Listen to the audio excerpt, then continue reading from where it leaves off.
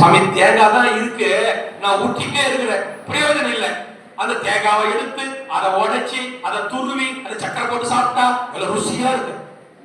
அதுபோல ஆழ்வார் பாசுரங்களை தனியத அர்த்தத்தோட நாம் கேட்டால் எவ்வளவு ருசியா இருக்கும். மனோல மாமணி மிக அழகாக சொல்கிறார், அவருடைய ஒரு பதத்திற்கு ஆயிரம் ஆயிரம் அர்த்தங்கள்.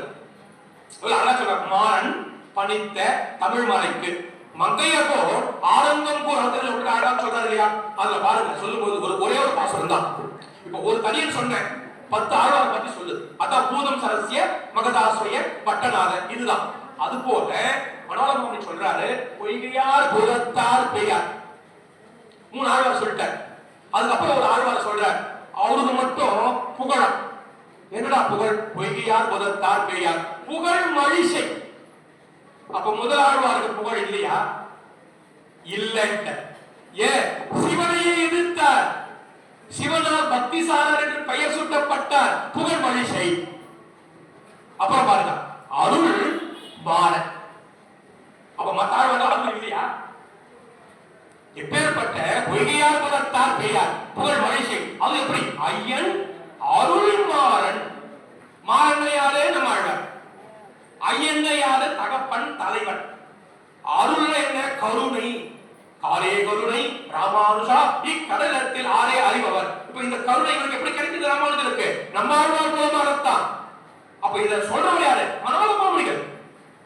அந்த ஒரே ஒரு பாட்டு 10 ஆழ்வாரை பத்தி சொல்லுது. அந்த பாட்டிலே பொய்கையார் புறத்தார் பெய்யார், புகழ் மழிசை, ஐயன் அருள்மாறன், சேரலர்கோர் துயப்பட்ட நாதன், அன்பர் தான் தோழி, நற்பாணன் நற்கலையர், இதுவ தோற்றத்து அடைவாம் இங்கு.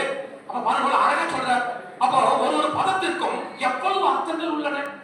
அப்ப இந்த அர்த்தங்களை தெரிந்து கொண்டு அல்லவா நாம் பகவானை சேவிக்க வேண்டும். இந்த அர்த்தங்களை தெரிந்து கொண்டு அல்லவா சேவா காலத்தில் உட்காரணும். இந்த அர்த்தங்களை தெரிந்து கொண்டு அல்லவா பகவானை சேவித்தால் மிக இனிக்கும் அல்லவா. அப்ப வாழ்க்கையில மட்டும் நிறைய பணத்தை சம்பாதிச்சு வாழணும்னு நினைக்கிறேன், பிள்ளைகளோட வாழணும்னு நினைக்கிறேன். ஆனா இந்த ஆத்மா பரமம் செல்ல போகிறது, அது இங்கிருந்து அனுபவிக்க வேண்டும் அல்லவா. அது ஆழ்வார் நமக்கு காட்டிய வழி அல்லவா.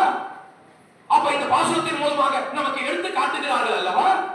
ஆகையினாலே இந்த பாசுரங்களின் அர்த்தத்தோடு நாம் தெரிந்து கொண்டோமேயானால் நமக்கு ருசிக்கும், இனிக்கும்.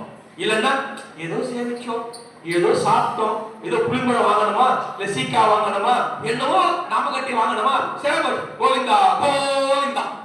ஆனா நீ கோவிந்தா கோவிந்தா நீ கிண்டலா சொன்னால் கூட எவ்வளவு ஏற்றுக்கொள்கிறார்.